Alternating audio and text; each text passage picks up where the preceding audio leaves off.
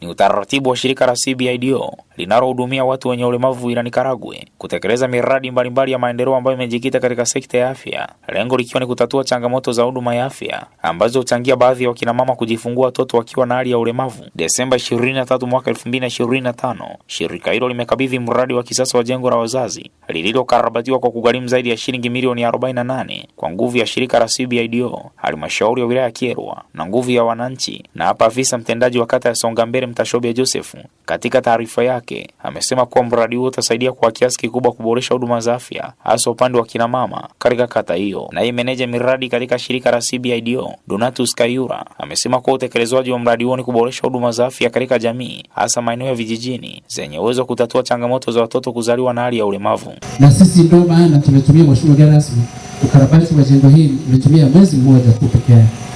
Kwa tumemaliza kwa sababu hatakuwa na urasimu kwa namna yote ile.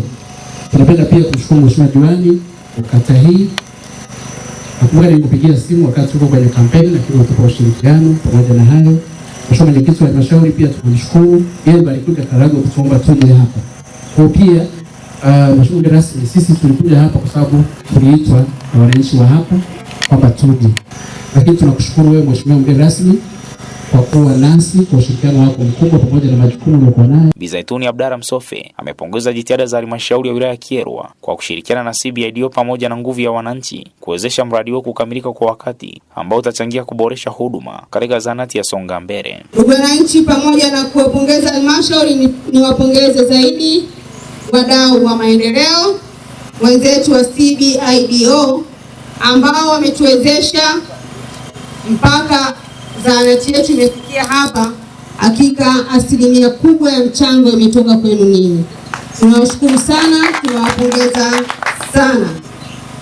Natambua kwamba mmetoa kiasi cha fedha chenye thamani ya shilingi milioni 20,71,500 ambacho hichi kimeingia katika ujenzi, lakini pamoja na hiyo mmeweza kutusaidia upatikanaji wa maji kwa kuchimba kisima. Lakini pamoja na hiyo ukaona haitoshi, kifaa cha msingi sana katika huduma ya uzazi ni ultrasound. Umetuletea kifaa hichi cha mionzi, tunawashukuru sana.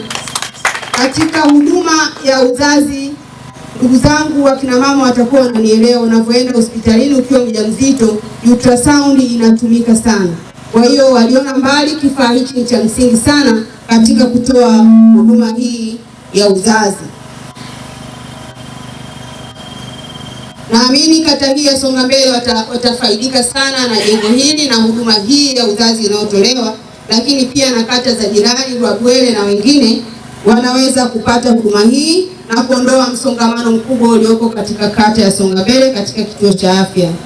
Katika kata ya Mkwenda, kituo cha afya cha Mkwenda. Huu sasa ndio tunasema ndio ushirikiano wa kweli kati ya serikali na wadau wa maendeleo.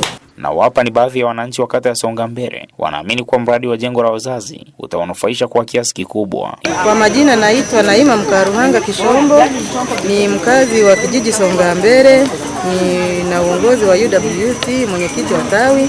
Na siku ya leo tumefaidika sana kumpokea mkuu wa wilaya akiwa mgeni rasmi katika uzinduzi wa jengo letu la uzazi.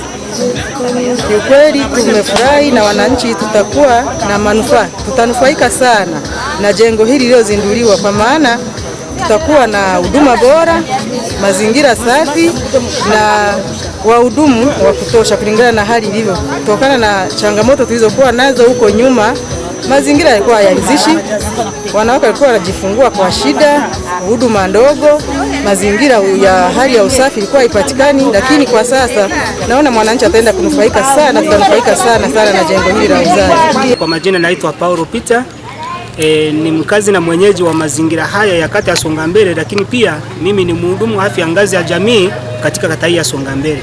Kwa kweli naona kwamba tumeweza kufarijika sana sisi kama wana Songambele, kwa sababu akina mama walio wengi walikuwa wanajifungulia kijijini, wengine walikuwa wanahama kwenda sehemu nyingine hususan kama za Mkwenda na Rwabwele, kwa sababu kutokana na mazingira jinsi yalivyokuwa, maana jengo lilikuwa ni chache, walikuwa wanaingia lakini wanabanana wanakuwa ni wengi.